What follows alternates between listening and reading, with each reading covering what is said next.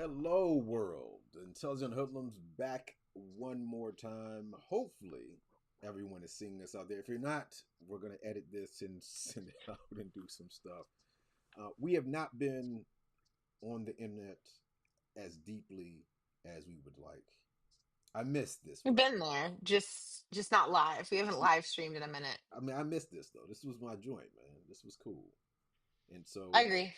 we're coming back to do some interesting stuff. This is like a midweek show idea thing that we're piloting. We're gonna hang out. We're gonna talk a little bit. If you're on the internets and you've got tech questions, ideas, comments, concerns, beauty tips, which are always welcome, shoot us a chat, throw something together, etc. Webs, are we on Facebook? I don't see it. Oh, Let me go to the page just in case I'm missing it. I don't see anything. Did they stop doing live or something? maybe they did. Regardless, let's record this. We can cut things up. We can upload things manually where we need to upload things manually. It said it's live on my side, which is mad weird. Super Where strange. else would it be besides Facebook, or is it just Facebook? Twitch. Okay, let me check Twitch. Twitch should be screaming right now.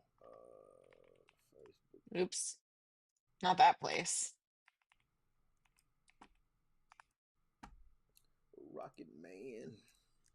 Twitch is loud. Like, I don't mean that. I mean like visually. Visually, Twitch is quite loud. I mean, you gotta be provocative, man. It's provocative. What movie is that?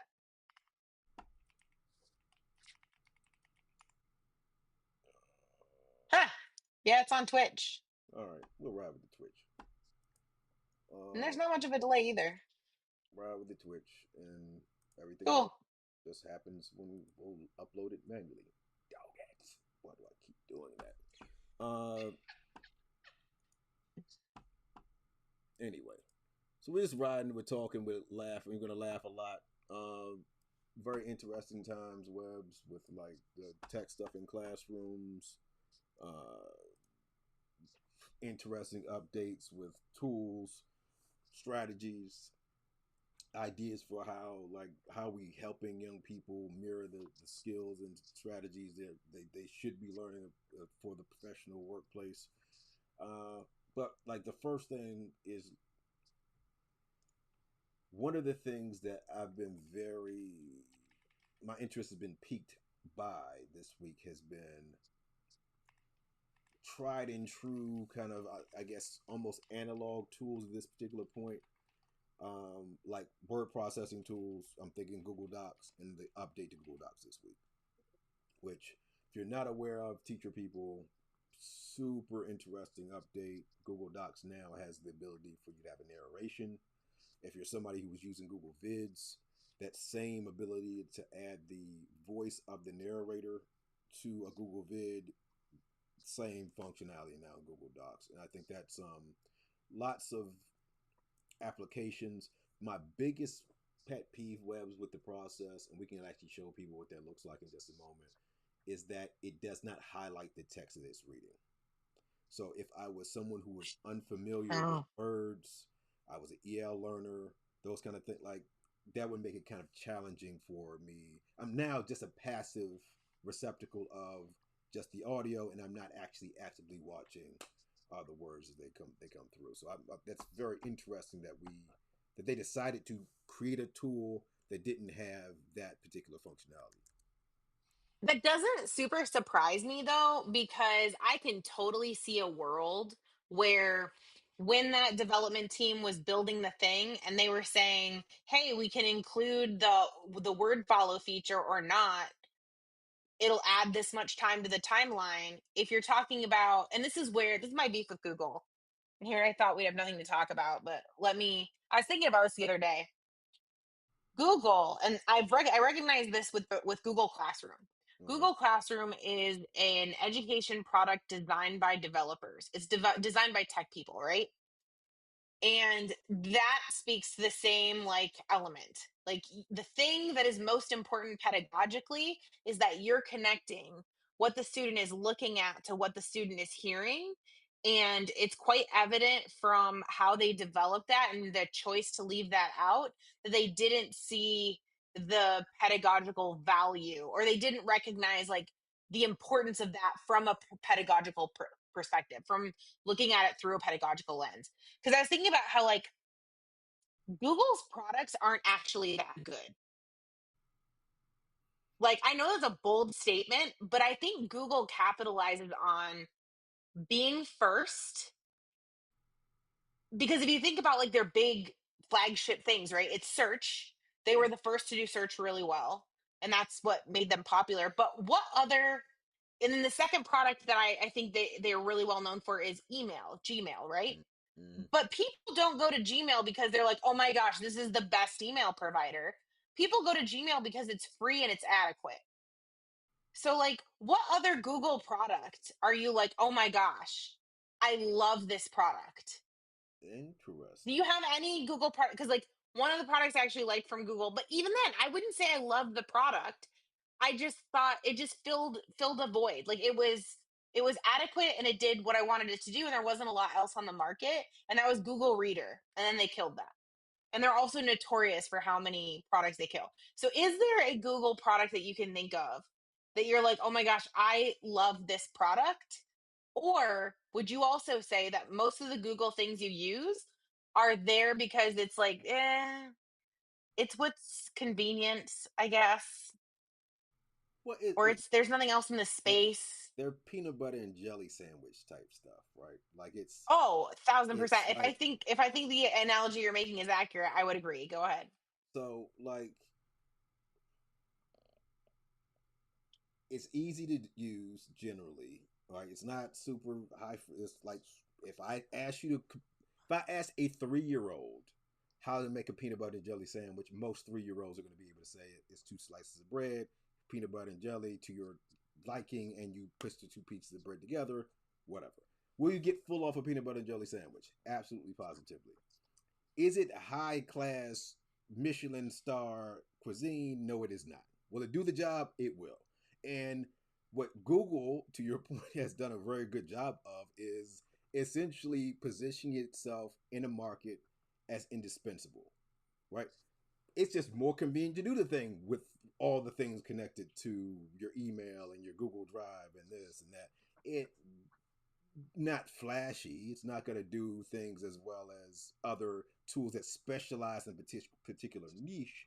But I don't have to look outside of this particular ecosystem to do the very basic functionality that I have. And they've done that marvelously in schools, right? That Google Apps for Education, when that first popped off, be able to sell that product to school district and say, we can handle all of this stuff for you, and you don't have to, you know, as much as I love Apple products, that's where they really have dropped the ball, right? In terms of Agreed. an interconnected ecosystem where you've made yourself indispensable. Their products, Keynote is to me the GOAT app of all apps. Like it's such a versatile, pretty. I can do publishing. I can make videos. I can do anime. Do all this wild stuff. But I have to have an iPad to do that. Google works on the internet with any device that I have. Whether I've got an iPad, I've got a Google, Microsoft Surface, I've got a Amazon, whatever. As long as I get on the internet, I can rock and roll, right? And so, to your point, they don't need to be have Cadillac services. They just have an adequate enough services that you don't leave the ecosystem.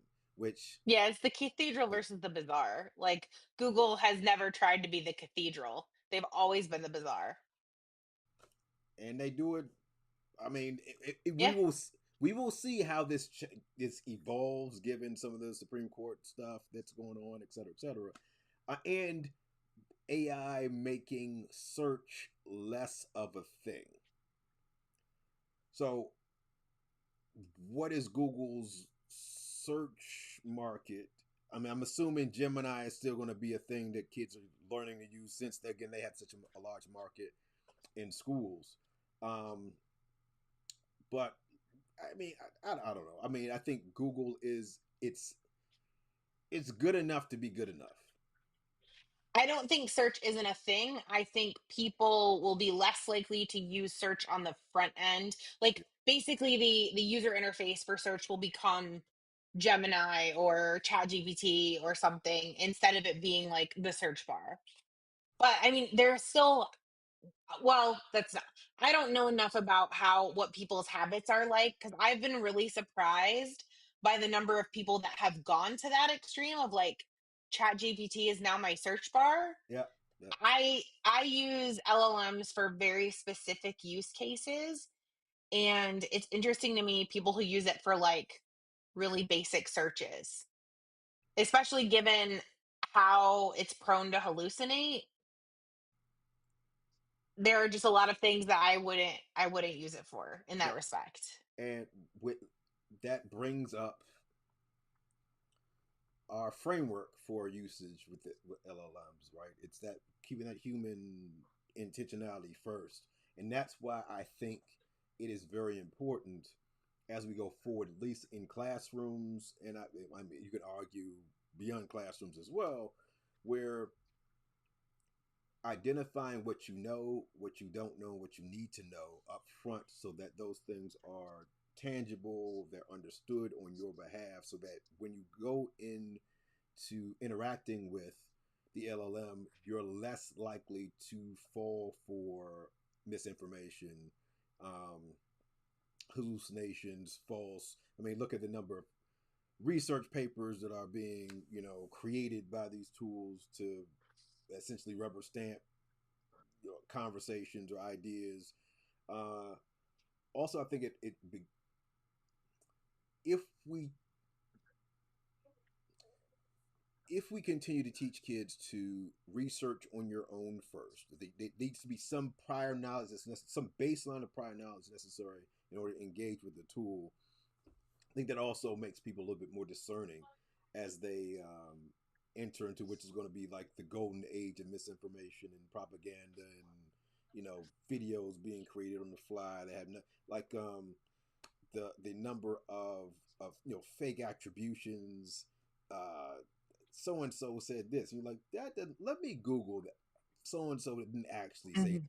You know, and it sounds plausible enough that folks are going to look at things at first blush and say, "Oh yeah, I can definitely," but not going that extra mile and saying, "Hey, perhaps that's not true." And it's a super easy thing to fall into. Like I've even had instances where like it happens so fast. You have like you search for something or something gets put in front of you. For me, it's more on social media. Like I'll be just scrolling social media and then I'll come across something like, oh, that's really that happened.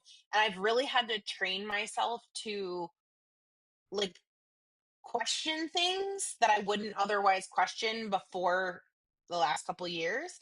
Um, Even stories that seem reasonably plausible, I kind of have to be very discerning about like which nuggets of this seem realistic and like is there any plausible way that this might be only based on a nugget of truth or a kernel of truth, and really there's details around it that have been like changed, altered, exaggerated a bit.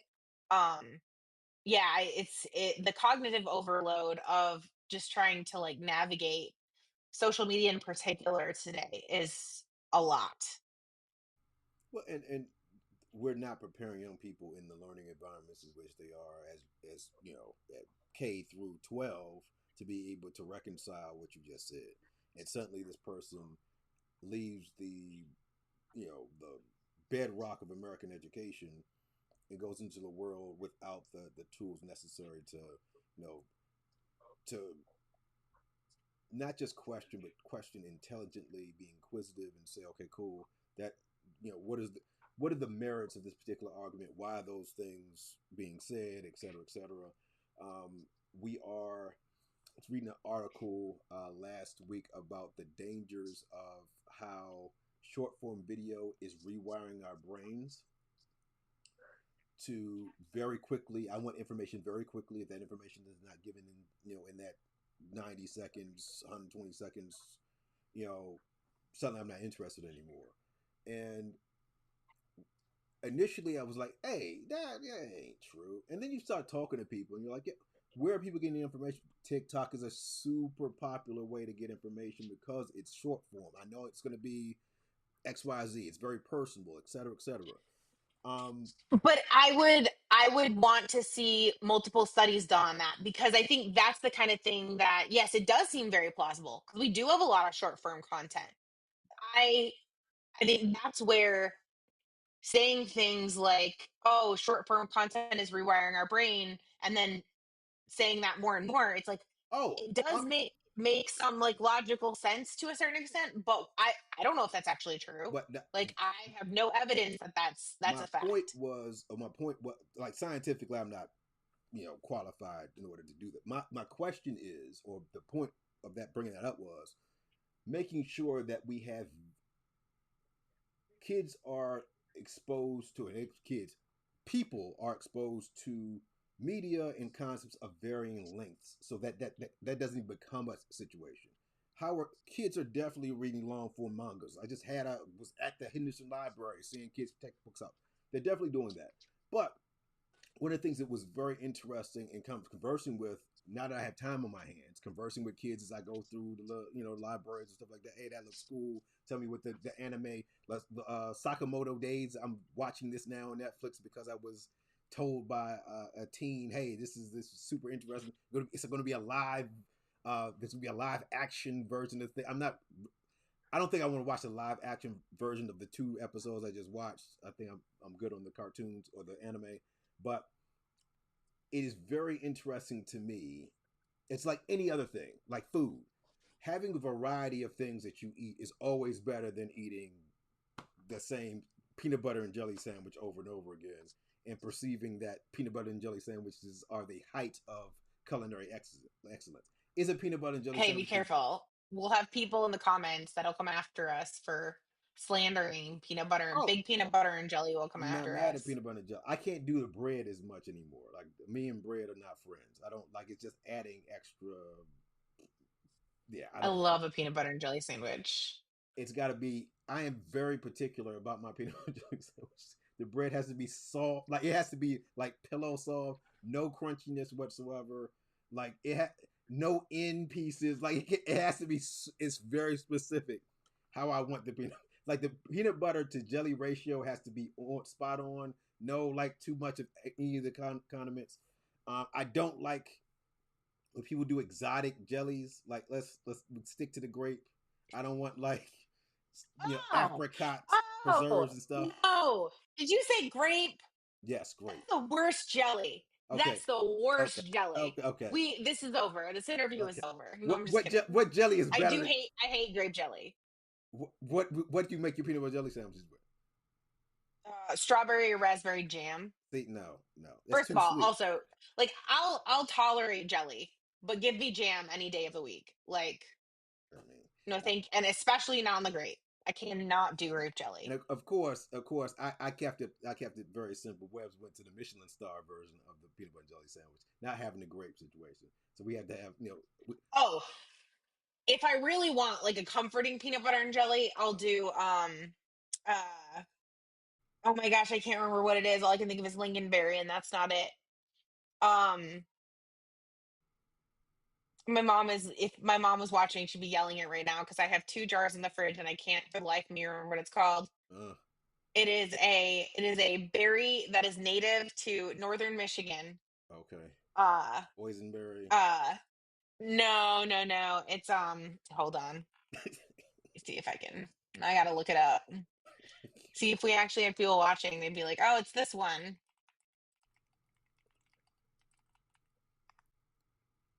Uh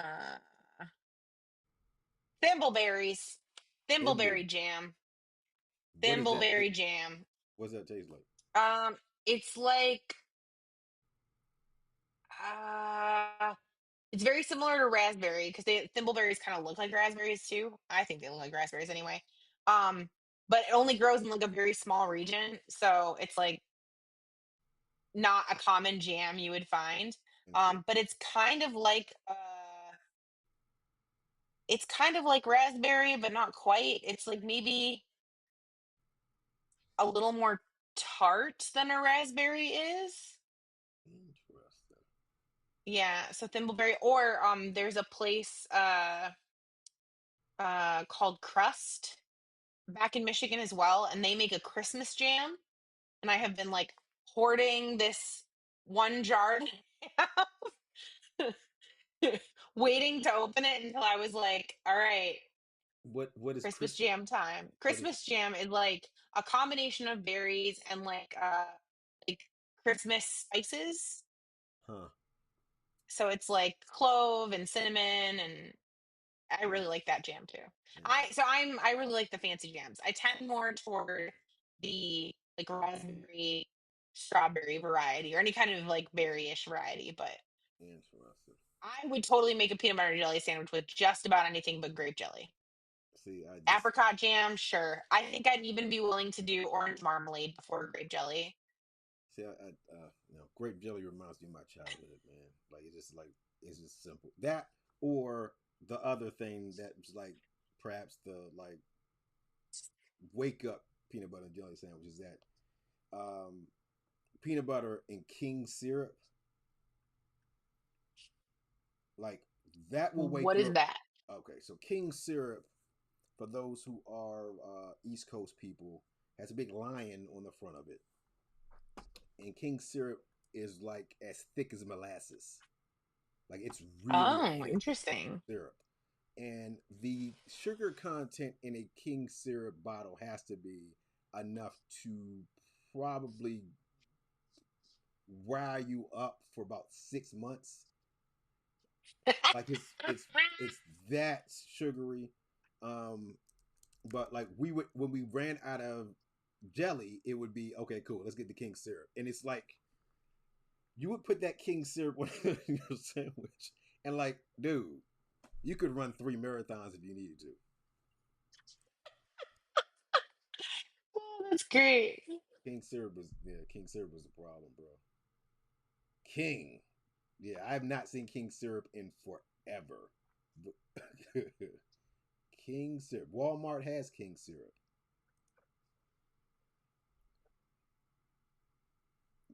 Yep, indeed. So, for those who are believers in the king, that's king syrup. Again, Oh, wow. it's rocket fuel. That's rocket fuel, there, buddy. America's finest table syrup. From Baltimore, Maryland. So if you're an East Coaster, king syrup, yeah, that'll get you right. That'll get you right. That'll get you right. Probably not if you're somebody who's pre-diabetic or already has that. This is probably something that's going to push you over the edge. You don't want to do that. Don't take no chances. Um, because yeah, this is not nothing to play. There should be like a Surgeon General's warning on the king syrup container. It's that potent. Oh, wow. Which That'll do it. totally didn't think about this as we started to divulge in our conversation. But for those interested, if you look at your Google Docs from now on, in the top right hand corner, you will see that listen to this tab option. When you click the listen to this tab option,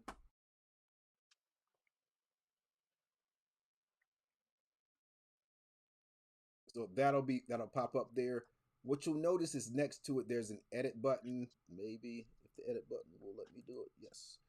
And we can change the voice. We can insert the audio. So that inserted the audio. That's not what I wanted to do. Let's go and change the voice. And so you've got that educator. You've got your narrator. This is exactly what it looks like in Google Vids if you've experimented with Google Vids. Which, if you're not using Google Vids, if you have access to Google in your school, Google Vids, your Notebook LM, Google Gemini, all that stuff are things we're going to be talking about on our Sunday show. How you can use all those tools. So if you're interested in that, like if you're not watching this live, it's going to be uploaded to or live streamed. I'll probably live stream this tomorrow webs through all of our things just remotely. But we're going to really be talking about how you take control of your pedagogy, reimagining lessons given the tools that you have at your fingertips. And that's what we'll be doing on Sundays. But again, this is the exact same setup as Google Vids, and also you have one more option here. You have that send feedback button. Now, one of the opening statements I made at the beginning of the show was, hey, I hate that it does not highlight the words. Where could I send that information? Send feedback. So any of those things that are pressing you when you start to look at this, as to Webb's point earlier, these are engineers and developers designing a tool generally without the guidance of a pedagogical framework. And so the cool thing about this is it'll read the page. So if again I can press that, you I have no can't hear it. idea. You can't hear it because I don't have my audio through the thing. But if I click there, you didn't see anything react over here in the paragraphs in terms of telling me exactly where it was. So if you've got students who are grade level readers who are able to follow things by sight or whatever, this is going to be fine and perfect probably. Using this for your ELL students might be a bit of a challenge in that particular sense. If I wanted the kid to be able to associate a word with the sound of that word, how the word is pronounced, that's going to be a little bit more difficult. Unless you just did this way. If you notice, it says listen to this tab. What if we put words, created a vocabulary activity with just one word on each tab? And suddenly then the word is, I don't have to do the cognitive load of trying to figure out which word is what. It's one word. It's going to tell me that word and we can keep it moving. So that would be the way to adapt this particular tool for, I want ELLs to be able to hear vocabulary words without me having to sit at a table and do flashcards or anything like that. I don't want them to have to use a program because these words are going to be specific to the book that we're reading, the science instruction that we're dealing with, the mathematics instruction. I just want them to be able to have essentially a dossier of all the words and their meanings that they can listen to on command. Webb's question, comment, Does slides have? Yeah, does slides have this? they do not have this. And that's so as soon as I saw Uh, this, and actually we can that go would back. be ideal. Yeah. So it's also, and you would be better positioned to talk about this. How often do teams work in silos as they're developing these tools? I'm assuming there's a Google Slides team, there's a Google Docs team, there's a Google Sheets team. Like, would the expectation be that, hey, I'm working on this particular thing for our deal and there's some kind of sharing of that information or what? So it depends on how a company is structured. So while no doubt there is a Google Slides team, it could be broken down even further. You might have one team that works on integrations into slides. You might have one team that works on the slideshow feature. You might have one team that works on themes. You might like it might be broken into even smaller components. But working in a silo is highly unlikely. I mean, if you're at a not great company, then you might be working in a silo, but for the most part, like even working in a silo, like it's really difficult in any place I've worked since I left education to just work by yourself. Like you need other information. You need people who know the product and the code. That means whether that means business analysts, quality analysts, people who have been there longer than you. Like every place I've worked, basically since I left education, I have to rely on other people for information. So the closest that you would get perhaps to that functionality in notes, and this has been in Google Slides, and this has been there for a while, is that dictate speaker notes, and but that would be you and your voice doing that on the page.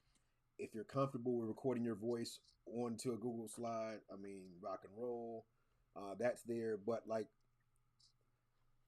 I really think, or I thought, in terms of just speeding the speeding of the process up, just having that narration button be available is super, especially if you're talking about my kinders, your pre-readers, individuals that need to hear words constantly.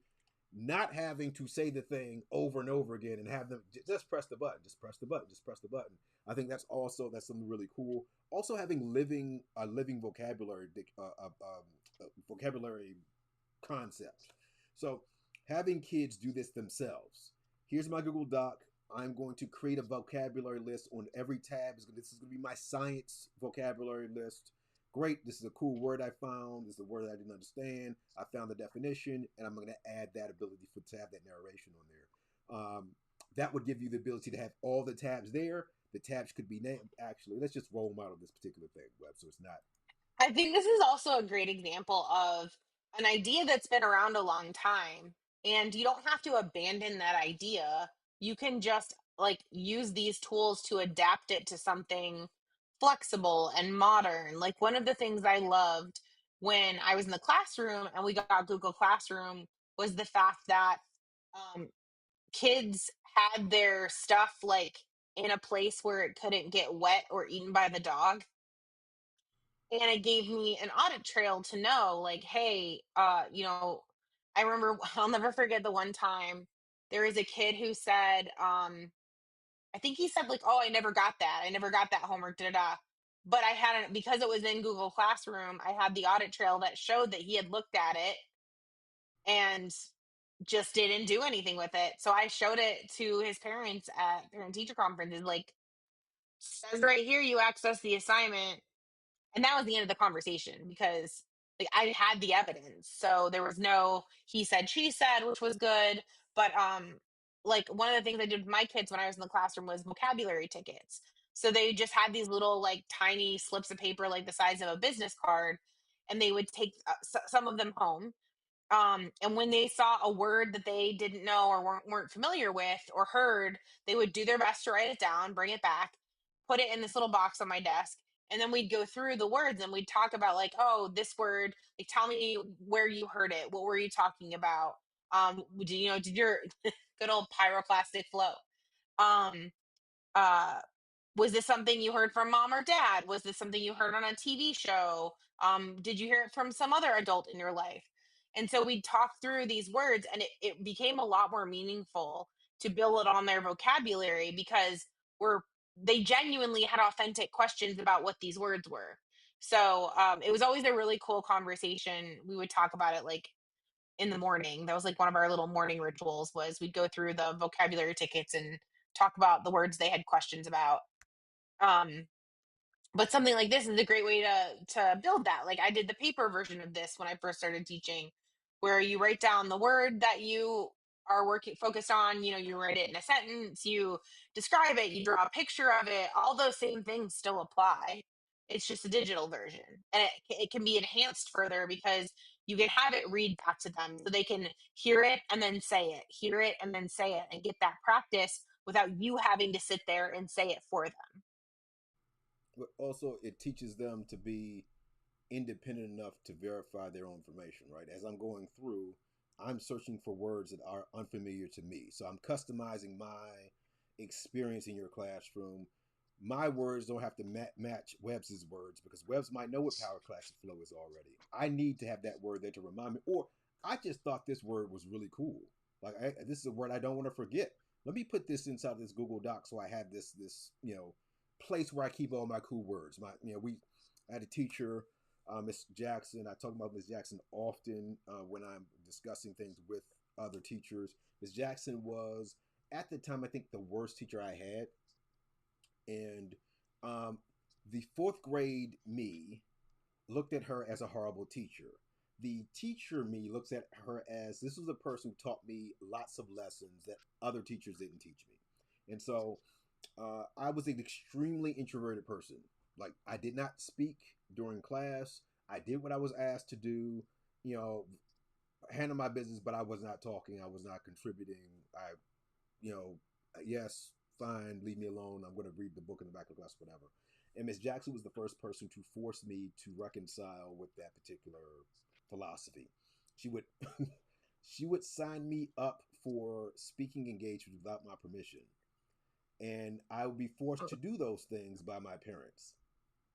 And again, not something I would do if I was a parent to my young person, but in the grand scheme of things, it was very profitable long term because of the fact that I was forced to reconcile with what is still most people's greatest fear, which is that public speaking thing, right? There's a video my mom just got digitized, which is hilarious. The very first time I had to stand on stage, you can see my knees are actually smacking into one another as I'm standing in front of this group of people. And once I saw that, the as a fourth grader, the thing that I told myself was that will never happen to me again. And so there was a group called the Toastmasters. If you have young people or you yourself struggle with public speaking, Toastmasters, they did an amazing job demonstrating techniques we could use, positive self talk, eye contact, how to fake eye contact. It was like super cool. But anyway, Miss Jackson, uh, to like put a button in this particular story. Miss Jackson was the person. She's the person who taught me my love of poetry. All we don't know math. We learned no science. We learned the classics. So Keats and Blake, Steinbeck. all of the Harlem Renaissance poets as well, and cursive. And we would have to write these poems in cursive over and over. It was like a little poetry sweatshop. And so it was about the third or fourth time you wrote the poem, you're like, I've memorized this poem because now I've written it so many times. And like suddenly Tiger Tiger sits in your mind, right?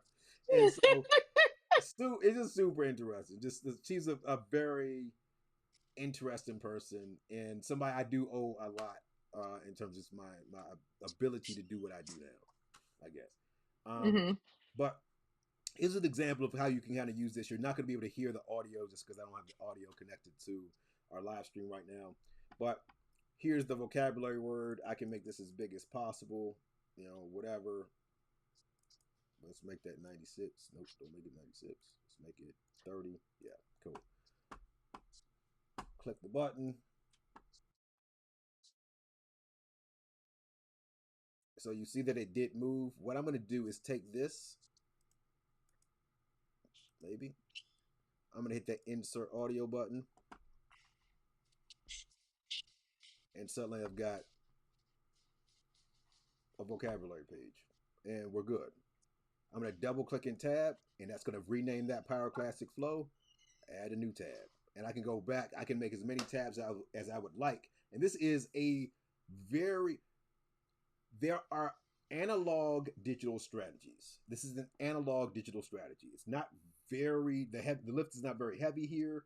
You could show a kid who's in kinder or first grade who had some basic typing abilities how to do this. You could set this up in beforehand with all the vocabulary words a young person needs to have for this particular unit in order to navigate the unit, and then their job is to go through as they come into understanding with the definition of the vocabulary word, go to that particular tab, and boom, boom, we could add. So if we wanted to go in, insert a cover image, let's generate an image. We can type Pyroclastic Flow here. So you can really adapt this over and just keep adding different layers to it. And is a kid going to cheat on this webs? Are they not going to want to make the pictures that are adequate for the vocab? This is something that I'm going to use AI to do, not have AI do for me generally. Hmm. So I Pyroclastic think Flow. this would be a highly appealing activity. Is okay, now generate your images of your vocabulary words, because it ties it to a task as well. Like it's not just generate random pictures, but like you need to have something that you can add to your journal But or also to your whatever you want to call it this. creates a opportunity for analysis again, right? Is this Pyroclastic Flow? Is that Pyroclastic Flow? It's That looks like outer space. I use cyberpunk, the style of cyberpunk. Oh, okay. So it's a cyberpunk Pyroclastic Flow. Is lava flowing down this thing? Yeah, lava's flowing down there. Did I use cyberpunk? Great. Can I use a different Oh, style? okay. It looks like it's like a ring of Saturn from where like the way it looks. So maybe it looks better on your screen.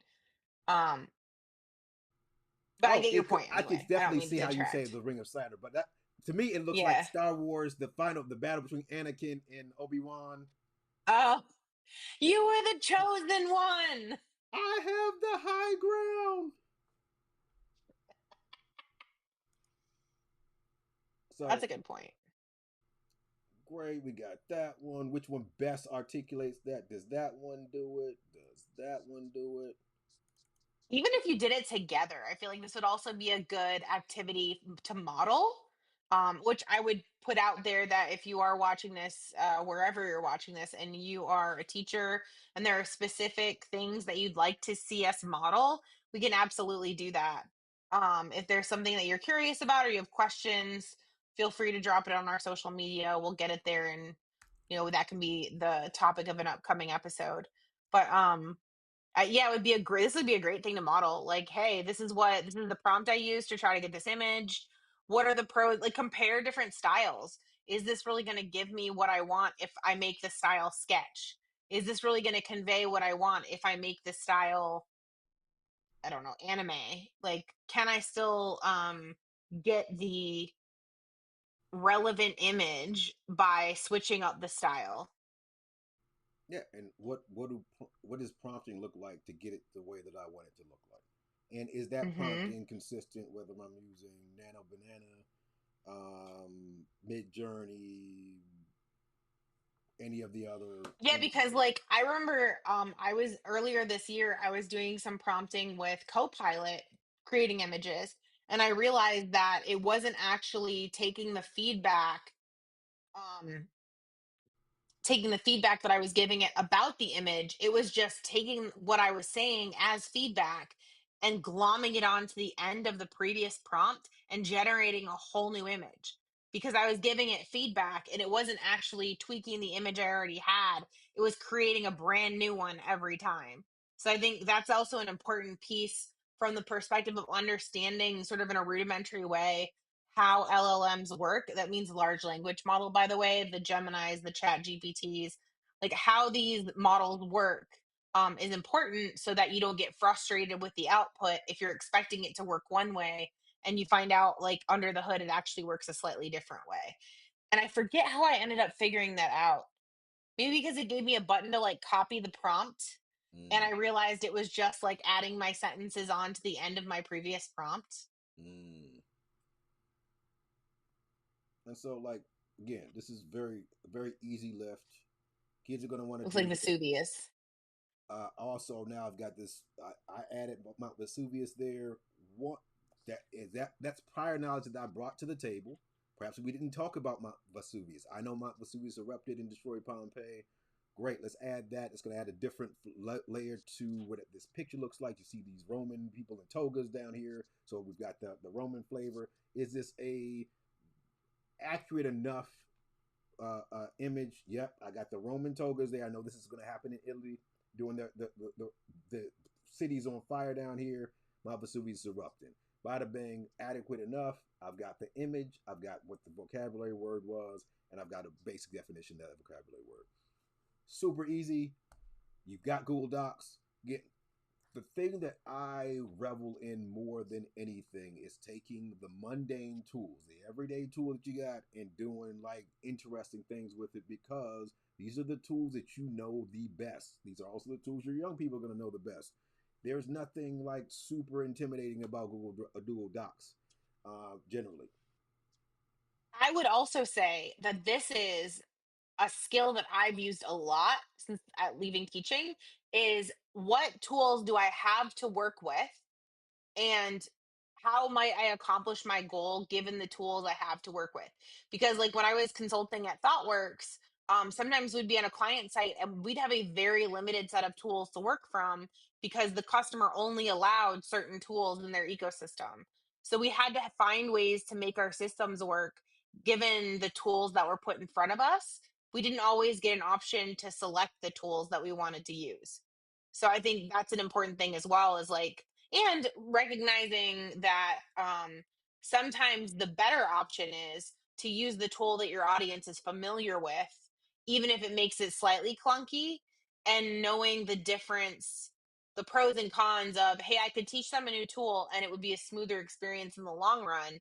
Or, we're only meeting this one time. Let's just use PowerPoint and we'll figure it out.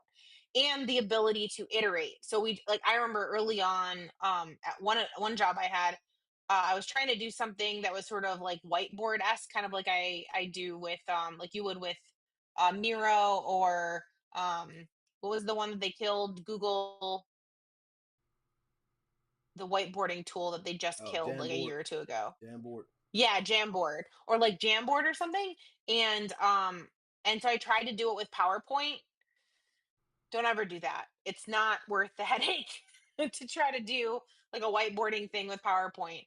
But it was worth the effort, and I had the tools to be able to evaluate, is this worth pursuing and refining, or should I abandon this in favor of a different strategy? I think that by itself is also an important skill to have, whether you're a teacher or a student or whoever, like recognizing what you have to work with and evaluating how to iterate and improve and where it's worth putting your energy. I think that's a good skill to have. Yeah, I would agree, and I also would.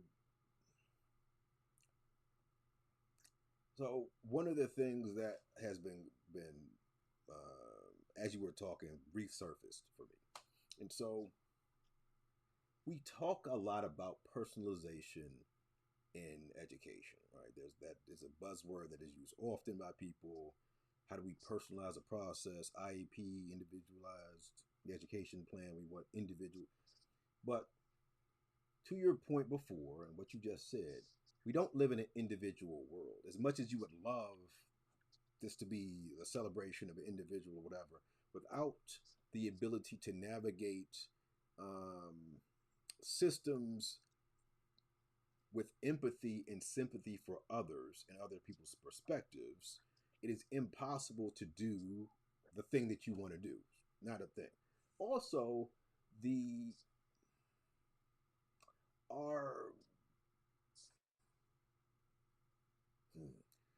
our misguided notion that we are unique is very interesting to me as well, right? So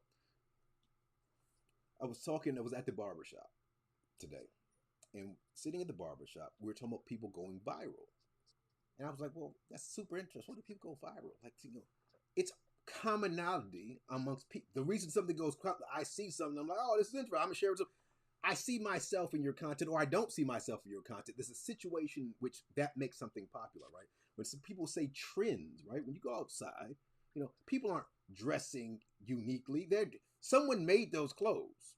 You're not the only person that has that T-shirt. Other people have that T-shirt, and when you walk in the mall, you see other people similarly dressed. You're like, oh, my people, or whatever, right? There's a situation in which, like, we try to uphold this uniqueness that doesn't really exist in the grand scheme of things. It's kind of this idea that I think is destructive in a lot of ways. How do we instead of personalization, how do we talk customization, right? Here is a limited set of choices, and everyone has these limited set of choices. How are you mixing and matching those limited sets of choices in a way that's authentic to you? And that may not be unique to you because someone else might make those same choices. That doesn't make them a bad person. That doesn't make you a bad person. Just makes it a person who customized their experience the same way you did, right? And it's just really interesting. In schools, we want these individual paths. And you're like, no, absolutely not. It's video game concepts. When I buy a video game, the video game is not personalized to me. I have some customization options with through my how I play the game, what my character might look like, what the order of the missions might be, things like that. But I don't go into the source code and code my own game and then call it this thing that that's not how that works, right?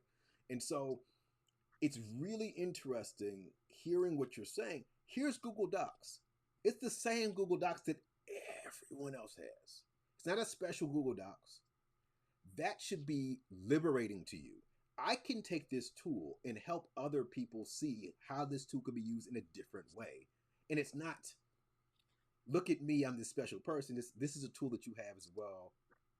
You can make it do this thing. I'm not, the Jesus Christ of Google Docs, right? To support what you're saying, I remember some time back that like Microsoft Word is one of the most popular word processing programs, right? Like it's used in tons of offices and whatever. and only 10% of its features actually get used by users. So even the idea that, it's kind of like the having 800 different types of toothpaste, like at some point it's diminishing returns on how many different types of toothpaste you really need. Why not find the things we have in common? And to your point, like you can customize and kind of have a set of choices, but you don't have all, like, it's not endless. Because again, you're getting your PhD in learning sciences. Dr. Webbs will be hopefully walking through the stage next year, Mayish, Junish. Hmm.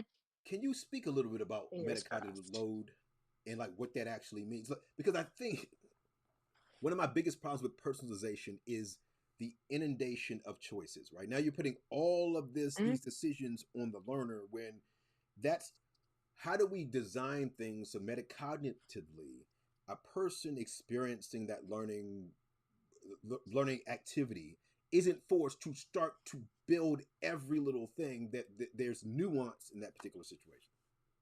Yeah.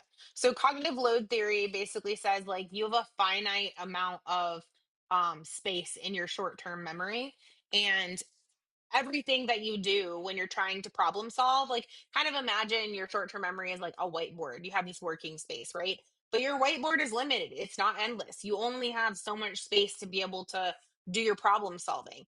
And there are many things that take up that space. So, for example, one of the really big ones in my job tends to be representational holding, which also sounds like something that you would like what the name of your bag is in an RPG. Representational holding is basically when you're trying to explain something complicated and people are imagining that concept in their head. So, like for me, it's you're talking about like how code is structured or how a product works. In the classroom, it might be thinking through events in history or how you walk through long division. Like trying to imagine all those parts and pieces, and that's where sometimes manipulatives can take some of that cognitive load off, because now, or even a drawing or something like that, because now I can see it in front of me. I no longer have to expend mental energy to keep that picture in my head. And then also you're manipulating that picture in your head as well. So if you have it physically in front of you and you can manipulate it in front of you, you're no longer investing your brain power and taking up space on that precious whiteboard, holding that image in your mind. Mm. Other things that take up cognitive load. If you have there's a really good paper that talks about multimedia strategies and how with when you're talking about where you position text and images together, depending on what type of learner it is. A more experienced learner, you can have those things separately and it's not a big deal. But when you have a newer learner, a more novice learner, you want to have an image that integrates the text in and isn't two separate things. Mm. Because it'll increase their cognitive load when you have them. It's called split attention effect. The same way that if you are designing we've all experienced this. You're sitting in a presentation and somebody has up a slide that has a ton of words on it, and so they're talking and basically either explaining the slide or reading it out loud to you, and you're trying to read the slide yourself. That split attention effect. That's why you want to keep your slides with just images, and then talk through what's happening on the image so that they can listen and process verbally, and then also with something complementary process visually. So that's the basics of cognitive load essentially. Like, and decisions are up there too. Like decision fatigue is real. If you're having a learner make a bunch of decisions about different things that they want to select or different avenues they want to go down, like they're now using cognitive load to decide on that instead of directing it toward learning the content that you want them to learn. Which is one of my biggest pet peeves so far with AI school, right? You're putting all of this work from the models that I've seen, some of the conversations I've had an opportunity to watch as well. This concept is very troubling in that, again, you are expecting someone who is 6, 7, 8, 9, 15 to make decisions about how things work without the, first of all, the requisite prior knowledge in lots of cases, but also, to your point, you're adding cognitive load that should be dealt with in design, right? In the instructional design, how do I customize this process for the young person, not personalize it? Because the other thing that personalization does is if I need to talk to you about something that's personalized for me, you're not going to have the basis of knowledge for my personalized experience because it was personalized to me. So if we had a shared experience that we customized to our own liking, we also have a empathy point. Hey, yo, Webbs, I don't understand what a hypotenuse is. Oh, you're on that chapter in geometry too? Yep, absolutely. Cool. Let me show you how I did it. But if your personalized math path is different from my personalized math path and they're diverging because you're so much more advanced than I am in mathematics, how can you actually help me when the human element is necessary? How can you have the empathy requisite to help me do what I need to do? And that's the other thing that I have a problem with schools being such competitive environments as well. Like we're obsessed with the concept of time by not being obsessed with the concept of time. One of the movements that's happening right now is getting rid of seat time, right? And I think that in the grand scheme of things, that sounds like some kind of oh, this is a breakthrough. This is going to benefit people, etc. But so for those who don't know, my background is sociology. I was a sociology major in undergraduate school, and I really I still lean on as I navigate just instruction. Robert Merton and Marcuse and those kind of people really are influential in how I look at how things are set up in my classroom. And Merton's concept of manifest and latent functions and dysfunctions is always important for me to kind of keep in my mind that no interaction in the classroom is purely positive, right? There are absolutely positive things that I expect to happen. There are absolutely negative things that I expect to happen. There are also unintentional things because of my design. There are going to be unintentional positives and unintentional negatives as well, right? You're not going to be able to cover every base in an instructional experience for every person. You are going to, for lack of a better term, not reach everybody. It's not possible, right? That being the case, one of the safeguards for me in class, Webbs, you can tell me from, again, the learning sciences that this actually supported, was having kids work collaboratively as a normative situation. Like kids did not work individually. I wanted there to be, kind of in Kagan style, a high student at a table, two middle highs, and a low student. Great. They are going to collaborate as one unit so that as they're doing activities, in theory, the high student is able to go and help the low student. And in lots of cases, the low student is actually able to help the high student and the middle students as well because they're going to look at things in a different perspective. It really saw that take shape when I was teaching at what is now Helen Toland Elementary School. They put, because of scheduling, they put every student that was either special education or had IEP in my course. So every fifth grader that had an IEP was in my classroom. And so at first it was like, oh my gosh, I've got a quarter of my class with IEPs. When you started to look at kids as collectives and collaboratives rather than individual students, you start to be able to understand how the opportunity cost can actually be covered because kids are not, they're thinking as a unit rather as single individuals trying to do tasks. And the value that a young person who might not have academic success in a traditional sense has when they see I can edit video better than the high student. I might be able to design my website looks better than them. My ability to animate is better. This gives this person the self-esteem requisite to be able to ask for help on tasks they do not understand from a peer. If you start to say, I can go as quickly as I want through a course, you are eliminating that ability for that to happen. Because that high kid is going to be so far advanced in their academics than the low kid that, again, the commonality is gone. There's no tethers to the communal activity anymore. And suddenly that kid goes, it's the same problem I have with magnet schools. If you take the superstars out of the low performing schools and send them to the magnet school, What happens to the low performing school? Now you have individuals who don't have someone to aspire to, and you also have a situation on the opposite side where this magnet school students believes themselves to be so much greater, so much. When that autistic kid can teach you a lot about how things roll. I've seen it too many times in my career webs where the kid who wasn't academically proficient, you go over to the group and that kid is running stuff because they see the world in a different way. And I'm Yep. very afraid at this particular point in pedagogical history that we're either going you're going to try to overcorrect correct with this the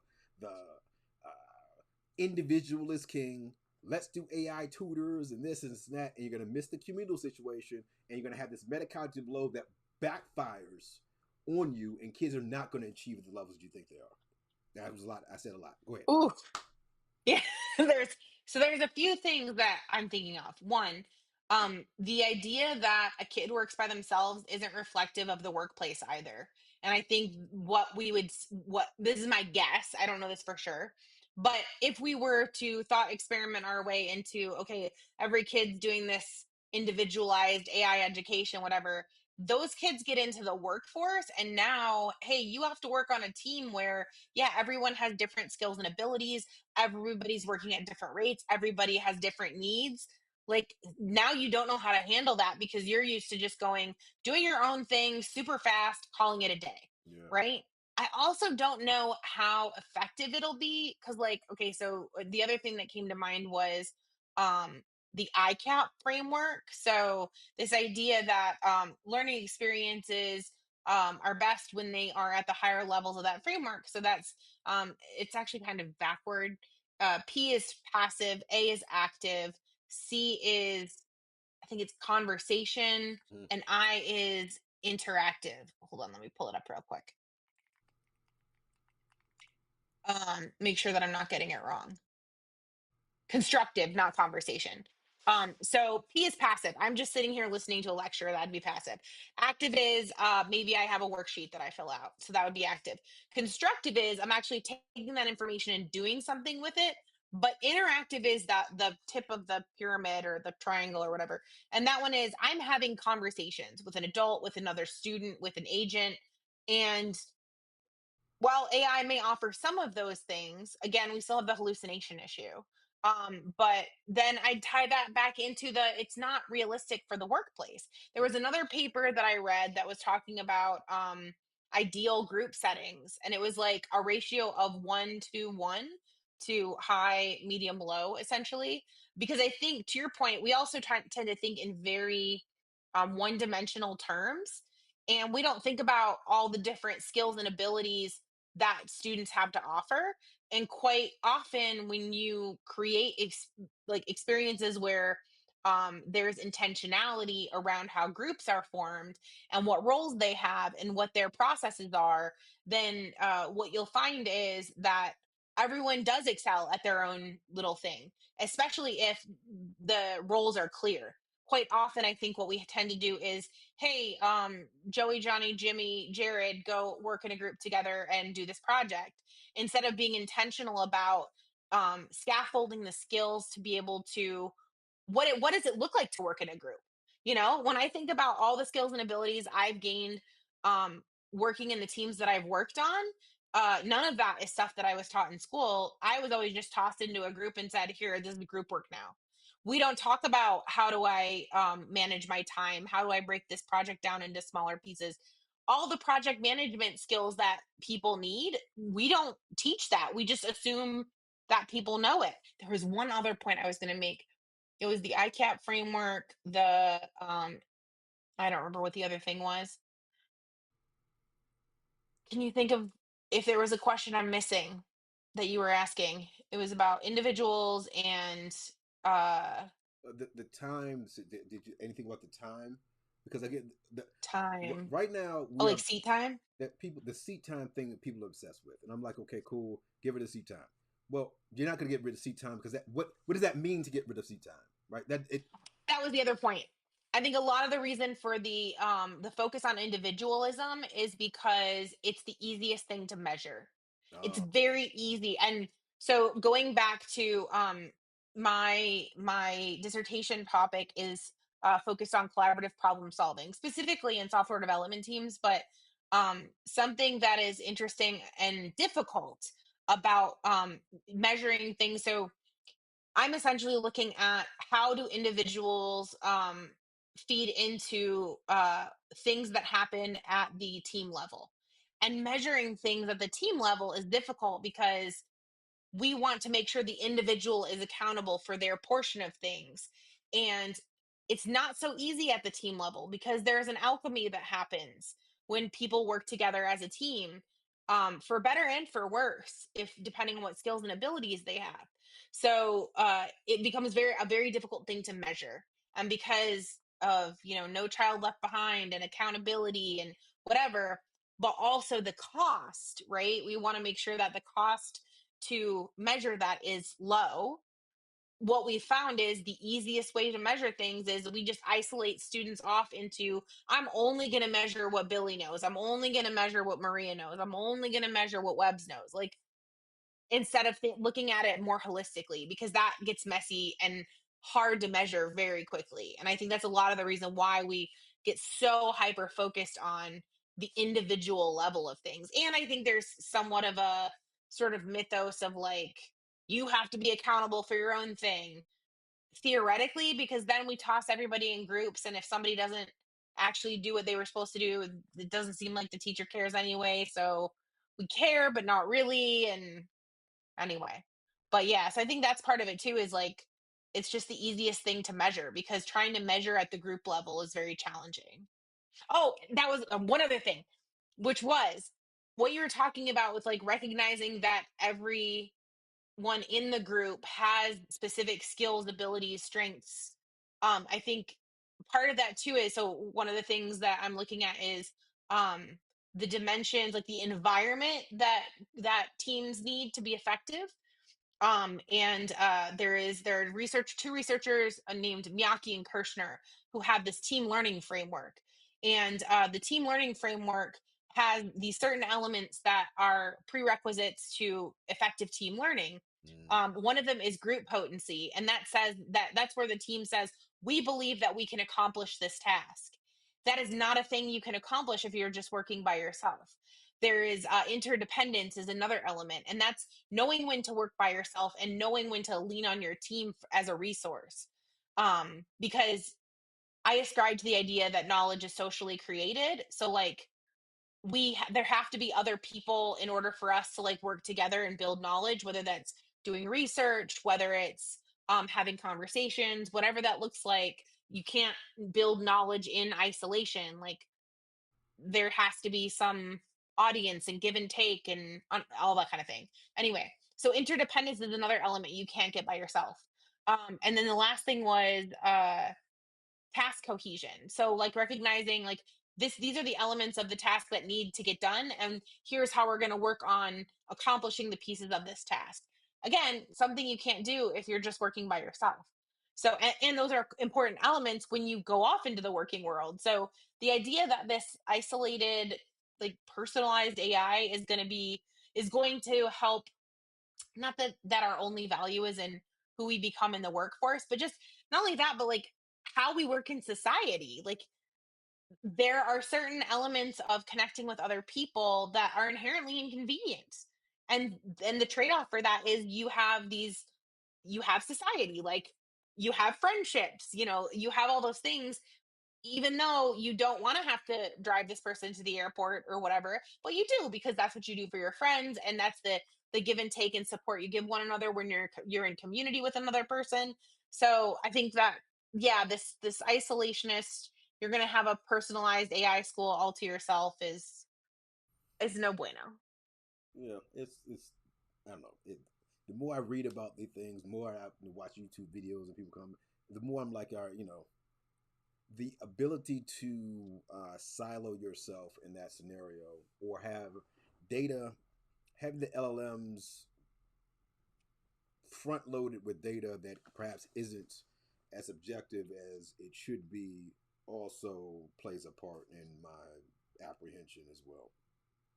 that goes back to my whole thing about Google, though, is these are tools that seem to be designed not by educators, not by people who specialize in learning science or sociology, but tech companies that are like, oh, but this is a product I can offer people.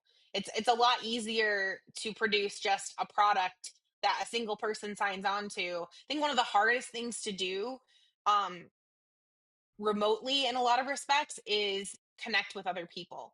And I think it's interesting that you brought up video games earlier because I find that video games can do that well. Like they can help you create communities and have conversations um and they also have those elements of challenge and feedback, and but that there's a reason video games are as expensive as they are, right? Like again, it goes back to the whole like what's the cheaper option. The cheaper option is, here kid, go sit in front of this computer screen for 2 hours by yourself, and we're going to call that school and send you on your way. Well, and then to like actually look at the breadth of that conversation, there are a lot of toxic communities on video games. There's a lot of games I don't play That's true. because there are individuals who have decided to have imagined kin groups that are individuals who are racist or misogynist or hate trans people or whatever it is that they do, right? And so, again, there are games that I don't play anymore because if you put your headphones on, you're going to hear some things that you know, perhaps don't want to hear. Hmm. But Yeah, to your point, the thing that I like about video games is instant feedback as well, right? Great, I'm playing with a friend, not a friend, or whatever. I think I've told this story before, maybe not on this particular platform, but uh, got into Call of Duty. This last Call of Duty, have not played Call of Duty in years. It was on Game Pass. I pay for Game Pass every month. On Game Pass for free. Download it, and I love Call of Duty Zombies. I don't like the multiplayer thing just because of the reasons I just mentioned. Tend to be very toxic. People do whatever. But zombies, I'm like, cool. I'm a big horror movie fan. It's zombies. There's a convoluted story that's there, whatever. But you get to play in a quartet. So generally, it's me and three people I've never met before going through to get the objective done. Lots of times we can do the objective without turning the mics on. No one talks. Everyone knows what they need to do. We handle the business. Sometimes, somebody, hey, does anyone have a mic? I put my mic on. Hey, what's going on? Or whatever. We talk about it. Lots of times those conversations are productive. Sometimes you learn things about people that you're like, I'm not talking to this person anymore, whatever. But I've met so many friends from doing this activity. So because this was the game I played exclusively for months, I ranked up to I'm level 1,000 or whatever it is. So I can't rank up anymore.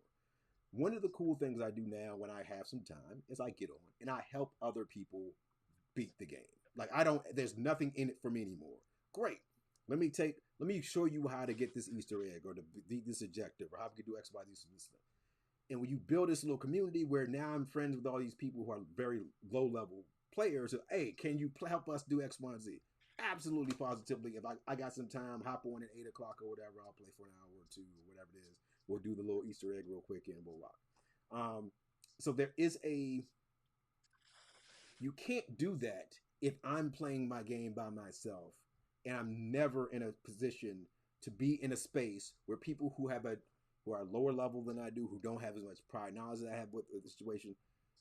If I'm never there, if I'm excluded in this place, those transactions never happen.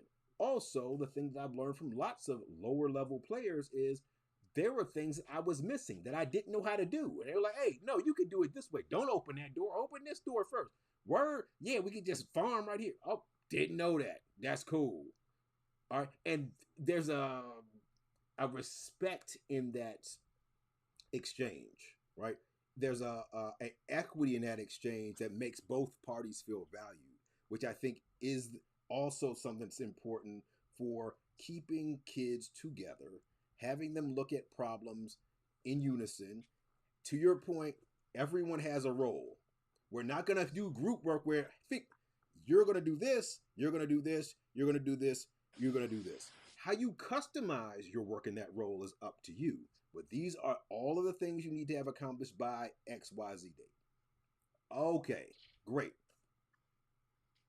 Go ahead. I think too for those like high kids, when you take the burden off of them feeling like they have to be the high kid, it gives them more room to breathe and kind of explore and feel free to make mistakes instead of feeling like, oh my gosh, I have to be the one to organize everything, to give it structure, all that kind of thing, because nobody else in my group is going to know how to do it. Like you're feel like there are certain students that you're burdening by not giving them the structure to work in. There's equity and unfamiliarity as well, right? If I throw everyone into an unfamiliar scenario where no one knows what they need to do, suddenly there is no high kid. You don't know how to do the thing. You don't know how to do that. He doesn't know how to do it. She doesn't know how to do it. They don't know how to do it. Wonderful. Here are your roles. You now need to apply yourself to learn how to do the skill that you need to apply in order to get the task accomplished. And there's some equity in that. One of the things that I Also reduce cognitive load. When you provide that structure, you reduce the cognitive load. and it's not like, oh, we're going to do math today. Well, I may already have the self-loathing of saying I'm not a math student. Great, so I've checked out already. But if you give me a task that might have math involved in it, but it's not a math task, then suddenly I might be a lot more amenable to do it. Again, you use math for everything, so everything's a math task. It's just articulating those things in a way that it's going to be attractive to young people, and we're like way over time, but it's all good. We are. It's all good. This is what I'm gonna have to go eat dinner soon. yeah, I got a Monica. I'm assuming just walked in the And door. I was worried we'd have nothing to talk about. Oh no, we'll fill the time. The time is going to be filled. That's not going to be a problem. We're gonna try to do these on Wednesdays. Hopefully, we'll be to stream to Facebook. I'm going to investigate what the Facebook situation was. I'm Mike. She's Webbs. We're the Intelligent Hoodlums. This has been the midweek mid show. We have to come up with a more like sexy name. Yeah. But for right now, Yeah. that's what it is. This will be streamed again. I'll stream it either tonight or tomorrow once I get all the video compressed and stuff like that. Tonight, tomorrow, so you're going to check it out. Cool. We're also going to be hopefully doing a show on Sunday. So if you're interested in looking at the Jurassic Park problem, we're going to be looking at dinosaurs and that hackneyed dinosaur lessons, how we can update those things given the LLMs, the resources you have at your disposal. And I mean, just the imagination and creativity that you already possess as an instructional designer. So we'll see you Sunday at 5 o'clock. Go ahead, Webbs. If you are a teacher who doesn't know where to start when it comes to using Gemini, ChatGPT, any kind of AI tool, maybe you have a product like Canva or something that has AI built in and you don't know what to do with it, that Sunday show is going to be really helpful, and some of the resources we'll be sharing that you can buy from our shop. That's going to be really helpful for you to make you feel more confident in how to use it effectively. We've talked with teachers before about the whole cheating problem. No doubt that will come up. So if you're someone who's just not quite sure where to start, Sunday show would be a great place for you. Absolutely, positively. For Mike, I am Mike. For Webbs, I'm Mike. God bless America. God bless Kazakhstan. God bless the homies in Luxembourg as well. I was thinking about Luxembourg a couple days ago for some strange reason. I don't know. Like, have you ever had like random thing? Like, for example, yesterday I was listening to like Rocket Man just kept playing in my head. Like I've been listening to Rocket Man in my head the entire day today. Like Elton John has just been the Mhm. theme for today for some strange reason. Yeah. I have no idea, Benny and the Jets. no idea why that is the case. But I mean, sometimes you just are tuned into a certain frequency, I guess. We'll catch Same. you on Sunday. God bless America. Bye. Bye.